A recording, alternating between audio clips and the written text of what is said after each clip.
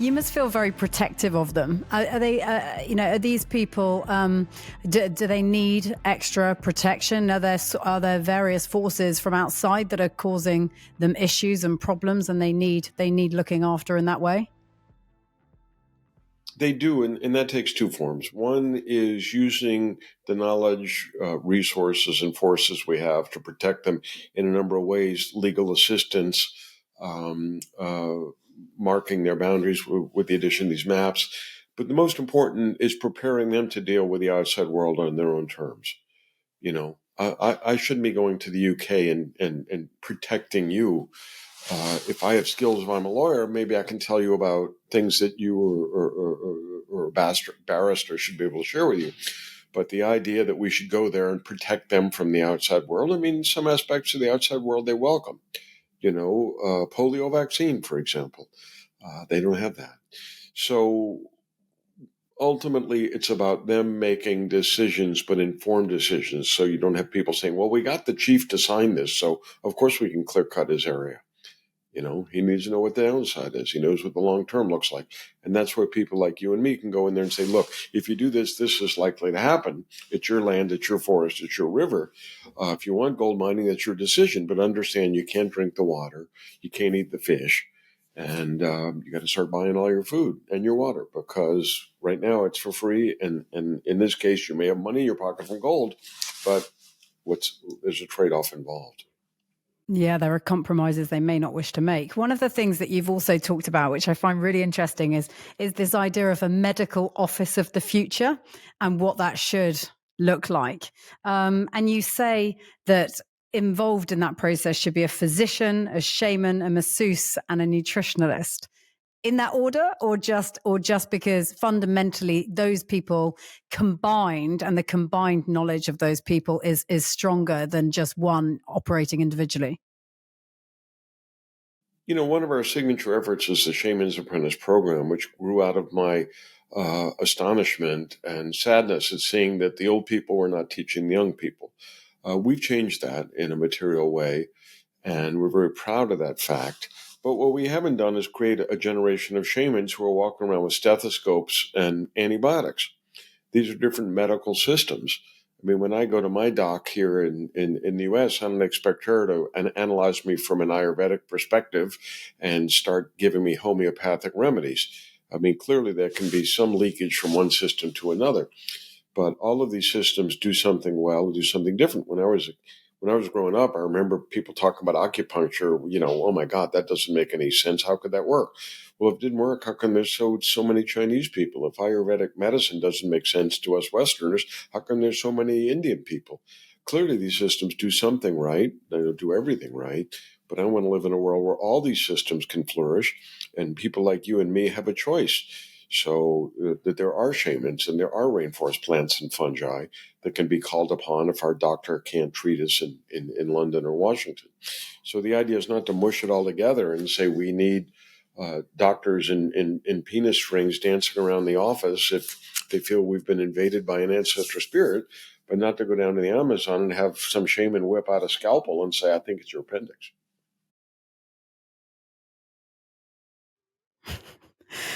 My issue at the moment is a really bad back, and I was thinking, what would a shaman do with my bad back that I've got an issue with my trapped nerve up here? Can you share that? Can you share that story of the time where you entered the jungle and you had some treatment on a was it a foot injury that was giving you trouble, and you found that you were able to alleviate the pain There's that a way? lot of stories like that, Georgie.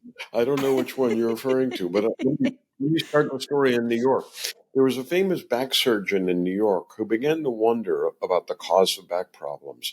So he took 100 corpses, 50 of which were people who'd reported severe back problems, and people which hadn't, and cracked those backs and found out that about half of the people with severe back problems had nothing wrong with their back, and half of the people who never reported back problems did have something wrong.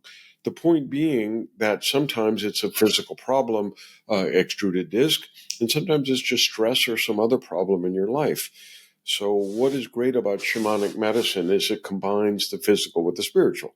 It does not happen with our physicians, at least in this country. I can't speak to the UK. But the point here being that Shamans can sometimes cure problems, elbow problems, back problems, knee problems that our own physicians cannot, and vice versa. Okay. I had a problem in my forum. Now, this is not the story you're asking about because I've never published this one. I had a problem in my forum up from forum playing too much racquetball, and there's not a lot of venation there. So if you damage that muscle, it doesn't heal well. I went to the doctor. She gave me injections, heat, cold, aspirin, painkillers, steroids. None of it worked. And I went to the shaman, and I was fortunate enough to be there for a month, work on other things. And he said, okay, here's the problem. At some point in your life, you had a bad relationship, and the trauma is buried in your arm. So what I need to do is pull that out, soothe the tissues, and then give you a shamanic patch. And I said, well, what does that mean, a shamanic patch? He says, when you have a physical problem, like some people, when they get anxious or upset, they get a stomach ache. The next time they get anxious and upset, it'll come back and make their stomach hurt. That there's a force field called an aquale that has a hole in it where you have a problem. You know, some people get pimples when they're nervous. Some people get backaches. And so I not only have to fix your problem, I have to put this patch over it so it doesn't come back. Now, that was 15 years ago, and I've had plenty of stress since then, and my forearm doesn't hurt. That's amazing, isn't it? That's exactly what I need right now. You're talking my language. I just need a shaman to solve my problems. What about the magic frog as well? I've read about this magic frog in many different places, in many different forms. What is this magic frog that people talk of, that the shamans turn to a lot for treatment? The magic frog story, you and I could do an hour on, okay? It's its own My podcast. good friend, Lauren McIntyre, was lost on the Brazil-Peru border about 30 years ago, was rescued by a group of indigenous peoples called the Matses, who had killed all the white people who had trespassed on their territory, but they took a liking to him. He followed them deeper into the forest. They took up palm leaf baskets and took up frogs and began licking them, burning holes in their arms and rubbing the frogs in. This is the magic frog. This is now sold on the internet, God forbid, as combo. It exudes a slime which is made of proteins, which is highly hallucinogenic. It's been used or looked at as a potential antibiotic for drug-resistant bacteria. It is ironically and horribly been used as a painkiller in horse racing because they test for amphetamines, but they don't test for Amazonian frog slime. And so when you deaden their sense of pain, they run faster. However, there is now known to be a magic frog in the Sonoran Desert in the southwest of the U.S., Arizona-Mexico border, which is also highly hallucinogenic, a completely different compound. And they've now found frogs in eastern Brazil, which are incredibly poisonous. So this whole world of frogs as medicines, which, you know, people would have laughed up till a few years ago, is a burgeoning one that's really expanding. And all of these are different compounds, different classes of compounds. And remember, if you go back to Paracelsus 500 years ago, he said the difference between a poison and a medicine is just a question of dosage. So I think a lot of ethnobotanists, myself included, have overlooked compounds in nature, whether it's frogs or plants or spiders, where the indigenous people would say it's poisonous, don't touch it, or it's poisonous, don't eat it. And maybe at a smaller dose, it would have been medicinal. And this is why I'm so high on Mother Nature, pun intended, Mother Nature as a source of new medicine and other compounds, because there's so much out there and we're still learning new stuff.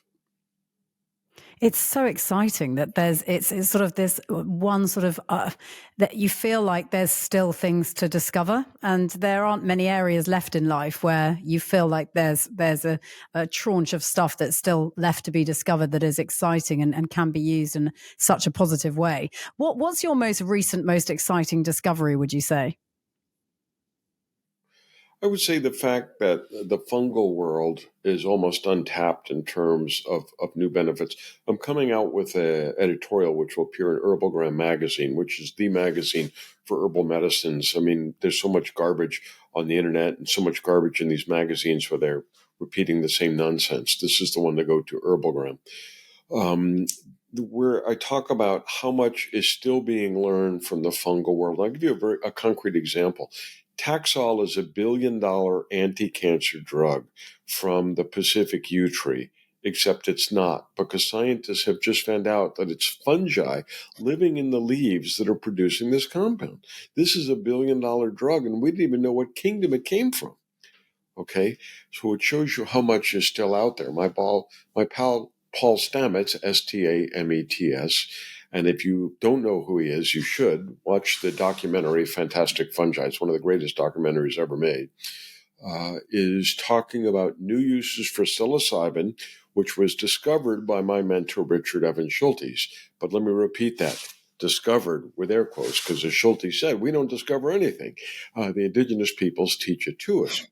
Psilocybin was taught to him by indigenous peoples of the Mazatec tribe in southern Oaxaca, southern Mexico in the late 30s. We're still finding new uses for it. What is it, almost 90 years later? Stamets calls it the Einstein molecule, the Einstein drug, because not only is it useful in the psychedelic therapy for addressing mental issues, but we're using it in microdosing. Microdosing is the idea of using these teeny tiny things, which really don't seem to have an effect on the human body and are being used to treat insomnia, and many other ailments seemingly effectively. I mean, the scientific research is underway. So big quantities, it blows your mind. Small quantities, it tweaks your mind and does good things. What that does raise an interesting question. What happens when there's not a discovery as we've established, but a teaching or a learning imparted, whereby you can see that this is a massively and potentially huge financial scenario which is unfolding here. You find something that really could work in the Western world. You're talking mega pound signs or mega dollar signs in your case. What happens then with that really is part of the challenge, because the capitalist system does some things very well, but not everything. And the idea of finding the cure for AIDS or breast cancer or COVID, what have you, which is a billion-dollar drug potentially, is great. However, it takes over a decade to have these things verified and brought to market. I mean, as we saw with COVID, now we have the possibility of fast-tracking things. The question is, how do you benefit the indigenous peoples first and foremost? How do you benefit the country that it comes from second most? And then how do you benefit all of us in terms of the benefits of these new drugs? So I think capitalism is actually not very good at this. And we've seen time and time again in the distant past where indigenous peoples taught us something. And I'm not just talking about medicinal plants. I'm talking about agricultural plants, for example. I mean, corn. Corn is the most valuable plant in the U.S. And number two, ironically, if you count both legal and the illegal market, is cannabis. The indigenous peoples who taught us both of those plants did not benefit and do not benefit. So how do we do a course correct to make sure that these people, I mean, with psilocybin, we know that it was the Mazatecs that taught it to Schultes, who taught it to us. However, there's two other tribes that use these mushrooms. So if you have $1 million to divvy up, who do you give it to? Do you give it to the Mazatec City Council? Do you give it to the three tribes? Undoubtedly, other tribes will emerge and say, but we've been using that all along as well. And then again, who do you give it to? Do you give it to the chief? Do you give it to the shaman? These are all very difficult issues. I mean, the most important thing really is to protect the knowledge and protect the indigenous peoples, or the peasant peoples, who in some cases know these medicinal plants, these agricultural plants, and then figure out how to distribute these benefits fairly. It really hasn't been done satisfactorily in just about any case, but there's a lot of interest and a lot of people trying to do it the right way. Yeah, it's clearly, as you've explained, a bit of a work in progress. Normally, when I ask people, Dr. Plotkin, for their performance tip to sort of round off this podcast, I know what I'm going to get back from most people. I've got absolutely no idea what you're going to tell me when I ask you. If you were to impart some knowledge, some learning that you've got from your world about everyday performance and how people can improve themselves on a daily basis and improve their performance, what would you tell me that would be? It's very straightforward. I mean, what your mother told you was right. Wash your hands, get a good night's sleep, look after yourself. People are always looking for a panacea, some sort of magic pill from the Amazon or something from the health food store that's going to increase their performance or virility or whatever, whatever, whatever. But, your body is the greatest machine ever created. We're still finding new things about it. Look at your microbiota. We're finding out that what's happening in your stomach and intestines may determine 90% of the quality of your life in many ways. And of course, the joke now in the ethnobotany world is we've been following these guys for 40 years with our hand press to put plants in, whereas we should be following them around with buckets and asking them to defecate into that, because it's those microbes which are much more valuable than the plants themselves. But seriously, looking after yourself and trusting nature and fine tuning the machine that nature has given you is the most important thing, rather than figuring out it's going to be in a pill or from a shaman or something which is going to be easily done. So eating right, sleeping right, mental wellness, good sex, all of those things are things that keep you in tip-top shape. And it's frustrating to me to see people that are always looking for this magic something that's going to take them to the next level and are neglecting their own wellness, which is, very simply something that we're all brought up with. So focus on yourself, focus at home, focus on these life lessons you learn starting from childhood, and then talk about fine tuning. But don't think that your acid reflux or your stress or something is going to be cured one session with some shaman that you met on the internet. What a shame. No, that's great. Thank you so much. I really appreciate it. And I've learnt loads and it's been fascinating. Thank you very much.